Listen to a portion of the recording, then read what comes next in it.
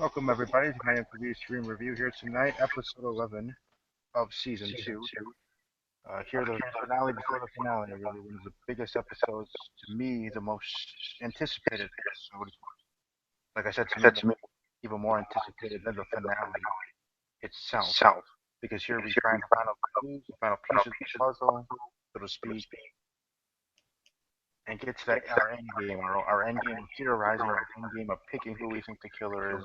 And this episode was killer, was good, was pretty interesting. A great cliffhanger going into the finale, different from last season, but to be continued, or at least I think that was different from last season. But either way, with that and the preview to the next episode, definitely a great for the last episode of the finale. Let's welcome my co-host Jay, host Talking WJ. How you doing this evening? I'm good, Steve. How are you? I'm doing good. What are your, I guess, what are your thoughts overall, or where you want to start for talk about this episode? Yeah, like you said, a good show. With one more to come next week for a finale, I believe. Right, like you stated. Um, I didn't hear them say finale a lot is in their little video package to promote for next week's show, and that's why I'm just a little curious. But, um, yeah. I thought we got, like you said, a lot of um solved puzzles, and we seen a whole lot, and there's a lot to discuss. Yeah, for sure. And I didn't even think about that. You're right. I didn't hear them say finale, but in what excuse me, one of the characters did say Noah specifically when he was talking there in the promo to the next episode, the preview, about how this is usually the ending, the reveal time and stuff like that. I think that was MTV's way in the promo by Mm-hmm. saying without saying something specific. You understand it because I've said it in the episodes. I thought I saw mine 15 episodes, once at 16, but the most and the credible one to me, the credible one seemed like it was 12 episodes. So I'm going by that. And I believe that's the case, just the way that even the preview was, and like I said, what Noah was saying. But since you are my co-host, I'll let you drive the ship from the beginning. Where would you like to start to talk about this episode? Because like I said, there's a lot to discuss. Yeah, I guess just kind of recovering, Noah recovering in the hospital, so everyone kind of like at his need, trying to get him up, upright and back to normal, giving him some of his favorite movies, or talking about the podcast, and interesting that he wanted the motorboard down, and everything packed away, and understandable after what happened to someone that he finally finally sees eye for an eye, and likes him for who he is and what he does. So I think it's understandable. And of course, towards the end of the show, we kind of after sitting, I'm sure, in that same hospital bed just overthinking everything, Zoe wouldn't want that, and someone needs to talk about it, and that's his job, and he kind of came forth to doing that. So um I don't want to get too much into it, but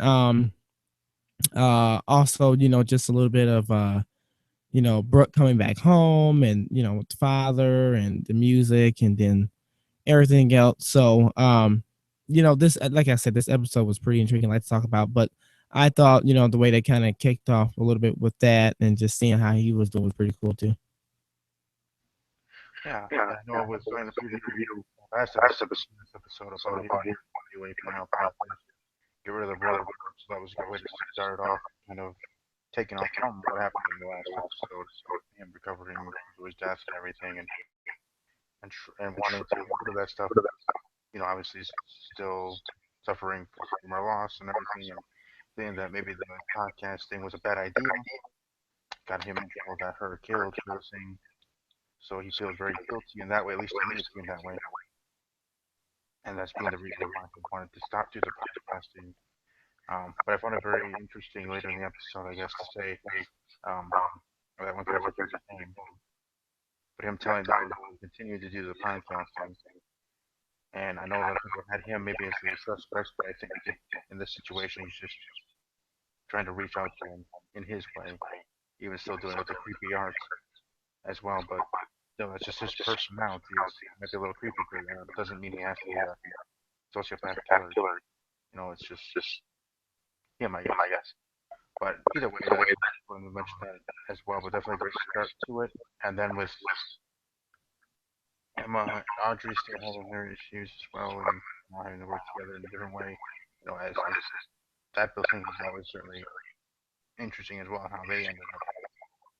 And then Brooke and her father going back home and going back home to her family as well, her new boyfriend. So everything gonna be building up to one main thing when we get to the next week in the supposed finale of this season. But I guess specifically let's talk about Brooke and her new relationship and her situation with her father. At least at this point, before we get to what happened at the end. What were your thoughts on that dichotomy and that situation going on with her finally deciding to go back home and get her father?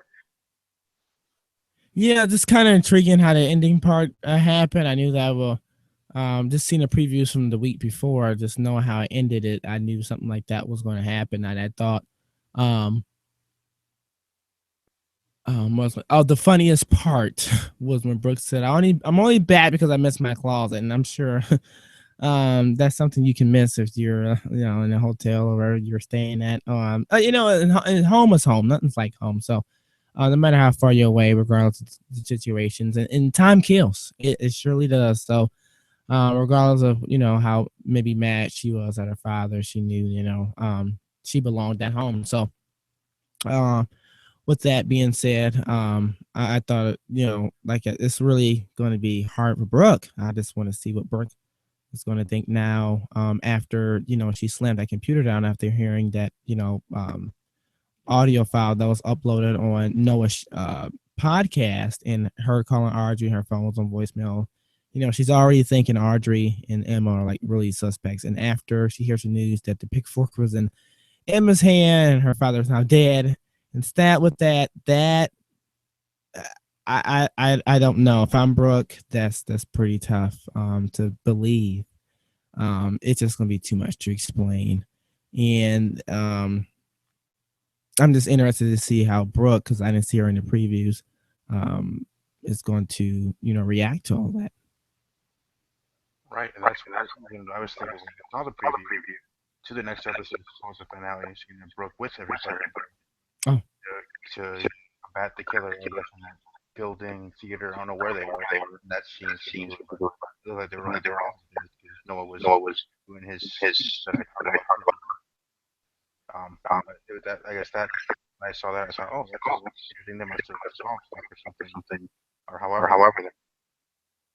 But I guess another thing I want to talk about, and I'm sure you want to talk about as well, is Avi Eli photo from funeral. And, is that makes him more of a suspect, or is it just a coincidence? there it is. That was pretty freaky, and creepy, Steve. It's like, whoa, what? Why is he here? That just makes me really think. No, but I know this is their job, and they're throwing him at us like he is number one. You can't, and even Arthur said he's the killer, and I know in my head he's not the killer. I think they said it best, and I think they said a lot of things in this little trailer that they got going on for promoting next week, and saying that maybe Piper has some acquaintance and there's multiple killers, or I really think Eli is just I think he's in on it, but he's not the killer. He's just assisting. The killer can't do everything. He's going to need some help, or she's going to need some help to with texting or getting everybody to the right spot or blah blah blah. I definitely think he's in on it, but the killer, to be exact, I do not predict Eli. But you never know, so he has to definitely be a suspect on I think anybody's radar. Oh yeah, and as I always say, everybody's a suspect. Somebody has, or there's somebody here on YouTube or otherwise, whatever they use, that has a person that's their number one. So someone's gonna be right. Somebody is gonna be right after the killer is announced. But I have a concept question, like we do on Talking WJ. but hospital coordinator for you. Do you think with being brought up that maybe that there's an assistant and that there's a tag team again for this killing spree? Do you think that might subtly confirm that there will be a third season, or do you think that's just what's in the scene between the scenes? I think that's just the same. I do believe there'll be a season 3. I don't really know. Maybe if next week is the season finale, Steve, you can try to help me out and listeners out with ratings and how what different season 2 did than season 1, and is it going to be worth putting it back on? Already this season we had a change of days. They were on Monday nights, and then now they went back to the normal time. I don't know what the reason for that was all about. And if they're considering it their season, but I hope so. And if they do, because I don't think everything's pretty much solved unless they really throw everything out next episode. And I don't think that's going to be the case.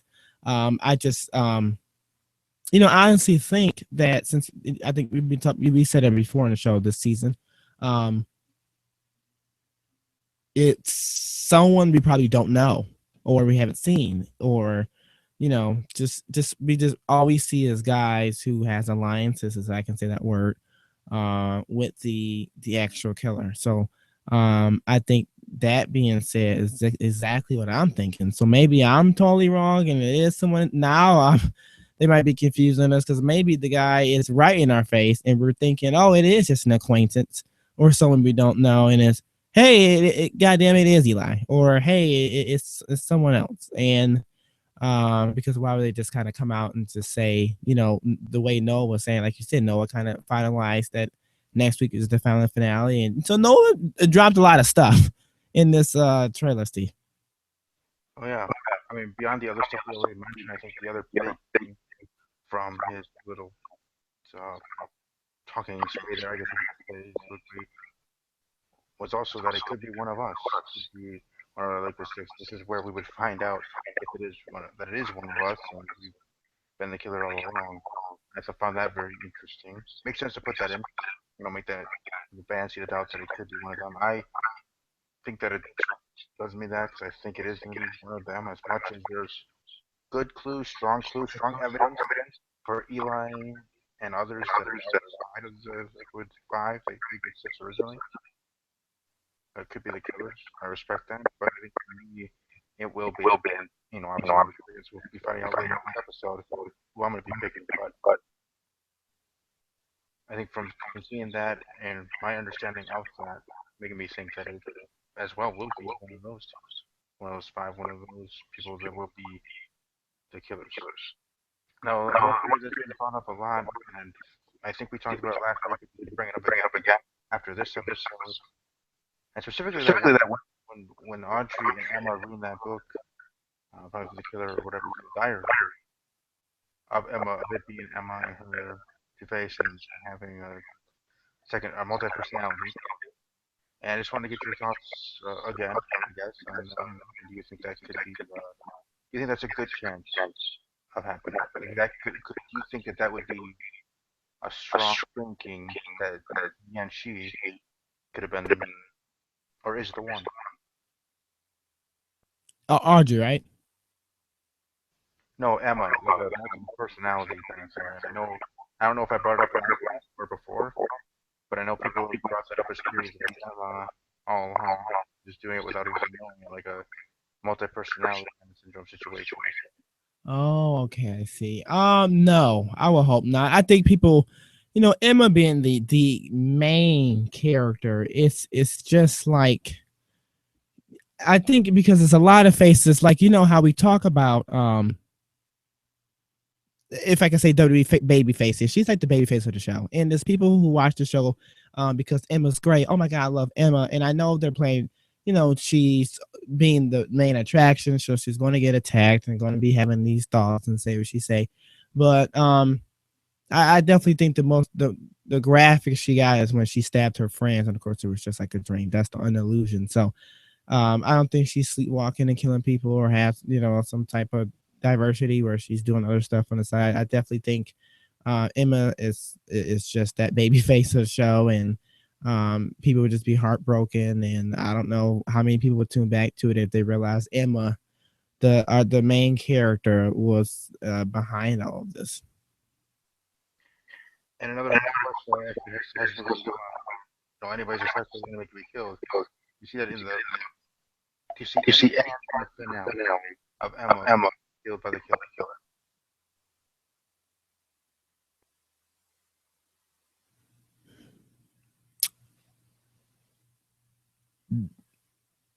No.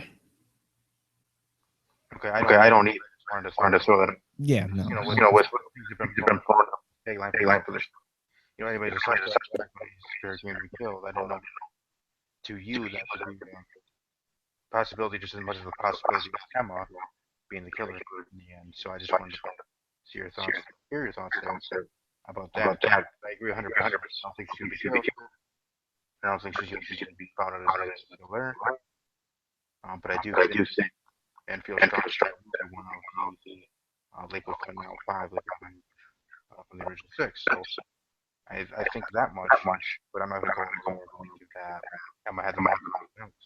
But to those that think that way, you're going to be the geniuses that says in the end that is what happens.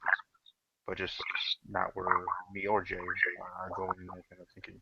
But moving on here in this episode, I guess to get near the end, especially with the killer and Brooks' father and the pitchfork.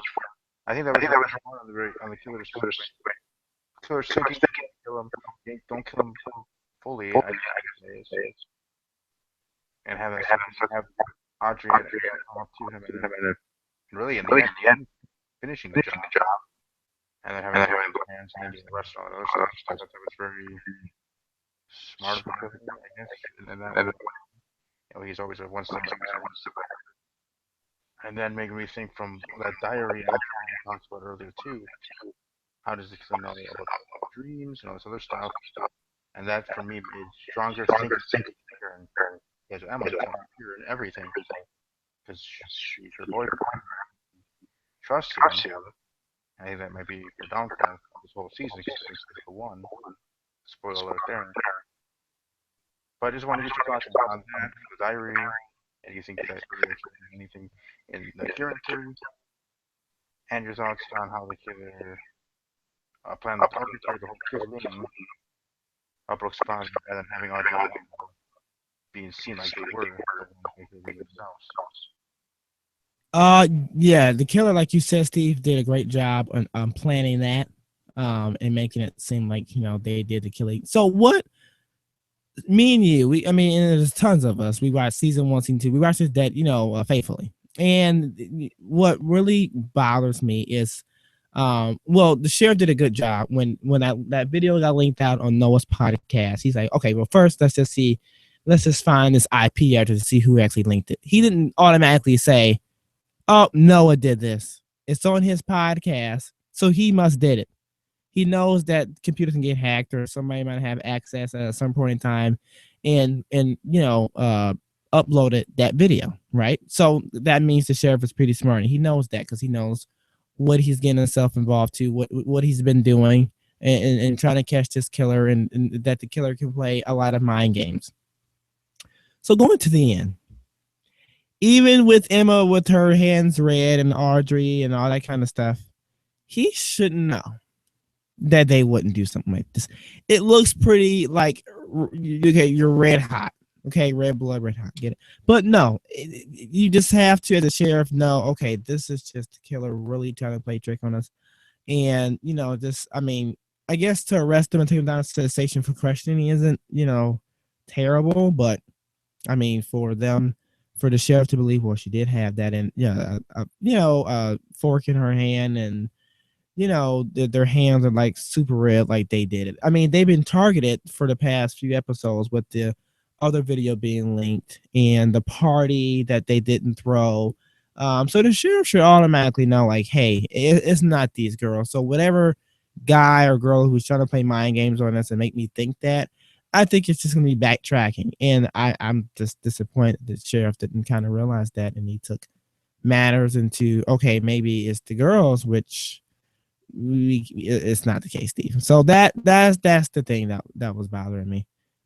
Is he's able to count everything else, but this he just couldn't overlook as a mistake.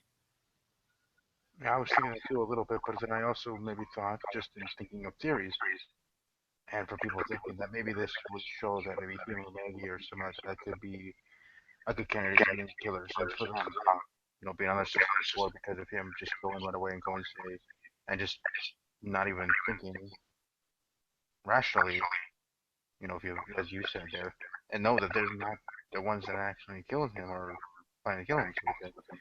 Even though they were there at the last moment and he died after they did their thing, so and worked out of him. But you as thought you would have understood or at least try to talk to them, hear them and the situation going on. So that made me think maybe a little bit that maybe he has an involvement in that he could be one of the killers or the killer. Um, but I don't know. For me, at least, it showed a little bit that maybe that he could have a hand in it, just because it just did seem a little odd that he didn't take their side as he could, and it's definitely weird and definitely interesting to say the least. But that cliffhanger and that preview, and I know you saw it too, but I think it was well, it was awesome. It was finale as we think it now, and just building the killer at the end, taking a long time for this and all sort of stuff. Looking forward to getting to that point. But speaking of getting to the point, we were talking about earlier about the viewership for MTV streaming rating. I was actually looking a couple minutes ago for whole season 2 at the beginning. Mondays, they were doing pretty well. I mean, thing out of the water. It has this from what I'm reading here. After they moved from Monday to Tuesday, viewership steadily declined to the point where last week, I'm saying, or between 2 weeks ago and last week, between 2 weeks ago and last week, the viewership it dropped another 0.15 of rating from there. So it's slowly losing steam as we're getting closer to the finale. And I guess that's telling that for these final 2 episodes tonight and tomorrow or next week, the only ones that might be left are us, you, me, and others that are there. Watch from the beginning of episode 1, season 1, to episode 12, season 2, the finale. So, what are your thoughts on that? Like I said, I just up myself. And do you think that makes sense since they did decide to move it from Monday to Tuesdays? Okay, so it drops, which is pretty not good. I mean, it's definitely not good. But Monday nights on MTV. It's just a lot of reality shows going on and stuff like that. So, people are still up, and plus, kids are at school and just need something to watch. And when you give someone horror on a Monday night, I think that's great. It's just like watching movies at 8, 9 o'clock. So pushing it to Tuesday isn't a killer, I don't think, and I think the ratings should have definitely been the same. I guess it's just something about Monday nights, that traffics a lot of people on the MTV network. Yeah, with MTV being the biggest demographic for 18 to 40, and his ad group, there'll be an issue whenever they have the episodes. And I think it actually helps on Mondays to have it late night. I know it didn't help for us in our show here sometimes, but for the show itself, and kind of get through it. And that, I think it actually was a good thing to have at that time from 10 p.m. to 11 p.m. So, sort of time from 11 Eastern to midnight was actually good for any age to watch, whether it's 18 to 40, the target demographic, or younger or older, in my opinion. So I think them going to Tuesdays and then going back and on the clock, I think double duty might have been bad. The episodes were still moving forward. Like the episodes got worse to then have viewers leave the show and not want to watch it. But I think Tuesday moving back an hour. I mean that was an issue. You understand what I'm saying? Just thinking of the show, the day and the time might have been an issue. What do you think? or what's your opinion? Do you think is or was the biggest issue that might have had a steadily decline from the move the time in and take for the show?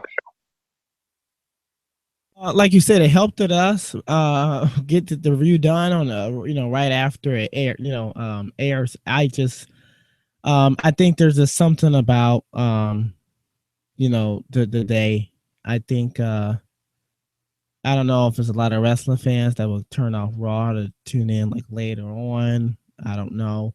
It's really something. Tuesdays is just really hard to describe. I think it's just a drop off from MTV. I think if you look at the weekly ratings, I think shows on Monday probably gets a higher rating than any other week, other than probably like Friday or the weekends. Sad to hear that from Tuesday and going to 10 instead of 11 kind of killed the show. But so maybe next time they keep it that way, but I still don't know why exactly they changed it anyway. But I think it's just the Mondays on MTV. Okay. Yeah, because now from me actually looking that up makes me think, why did they do this? Like they were doing pretty well. I mean, not spectacular, but doing well for that type of show and getting people coming back from season one, whether casual fans or diehard fans. Either way, new fans or old, it doesn't really matter. Ratings are ratings. So we pinpoint that's part of it. But like I said, to me, I think it was the movie and all that other stuff at the time of the day. But that pretty much, at least for me, wraps up everything I wanted to talk about this episode. Is there anything that I might have left out or that you wanted to bring up from this episode? I guess my top 4, if you may say, for the week. I think I'm wrong on this, but in the beginning I did speculate Emma's mother, but she's still going to be on my list because I had to roll with her, Steve, like I told you last week because I mentioned her. So number 4 being Emma's mother. Number 3 being Kieran. Number 2, the sheriff. Well, I'm sorry. Let's do top 5. Emma's mother, Kieran, the sheriff. Eli, number 2, just because he has to be there. I don't think he's definitely the killer, but somewhat of an assistant. And I think the sheriff might not be exactly the killer either, but he's on to the plan as well. So I put them 2, 3. Number 1 being, of course, unknown, which is I think is someone we definitely haven't seen on all season long. Okay. Yes, yeah, we're gonna do things a little bit different here with this episode. So we are going into the finale, and like I said, I think it's the finale.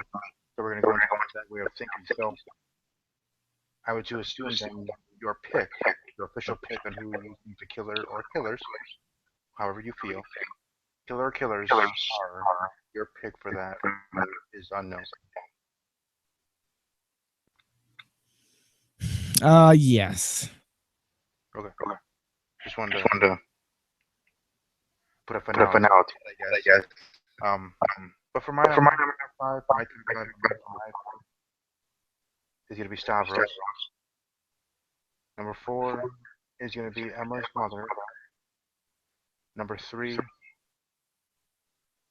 going to be Audrey. Number 2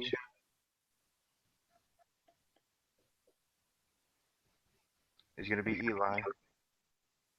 And number 1, always been, and I guess always has been, always will be, is Kieran. I just feel like he's the one. He needs to be my official pick on the killer, just like it was last season. Last season I was wrong. Let's see if I'm wrong. But I'm sticking to my heart. The one I've been always saying, sticking to my word in that respect. So I'm gonna go with Kieran as my pick and as the killer. So that pretty much wraps up for today's episode. Thanks everybody that's watching live or watching archive. Jay, if you want to share that people can find you on Twitter and the shows as well. Of course, Steve, you're a co-host on my show tomorrow night at 6 p.m. Eastern Standard Time over on my channel. That's Talking WWE with Jay. as we review SmackDown Live that I haven't watched to the fullest. And you can just subscribe there, and we're there 3 days a week. So long as you subscribe, you should get notifications. Make sure you turn it on, and you get those alerts when our shows are on demand. Exactly. You're very welcome to follow me at Talking WWE, just for the J. Also follow me at Raw Reviews, Stephen A. at Stephen A. 1181, and Matt Madness, Matthew of Matt Madness, at Matt underscore Madness. And obviously, as you said, I am part of Team Talking WJ. Wednesday reviews, 5 p.m. Central, SmackDown Live review. And then Thursday, laid back Thursday, W News and Notes with Stephen A. and the host, Jerry, of course. They're Talking WJ, 5 p.m. Central. But next week, we're talking WJ just to bring this up next week with the predictions of the SummerSlam coming that Sunday. So that Thursday episode, prediction episode, starting 7:30 p.m.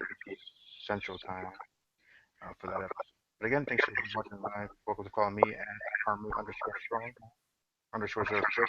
I just think I will be live tweeting during the finale. I haven't done that at all for any of the episodes, but you know I've been watching them, of course. But I will be live tweeting for the finale, and hope others can join me in the conversation as we all find out who is the one.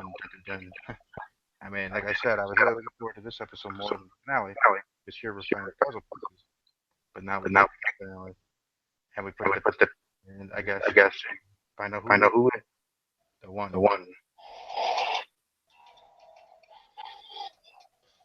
Bye bye. Rest of your week, and as always, take care.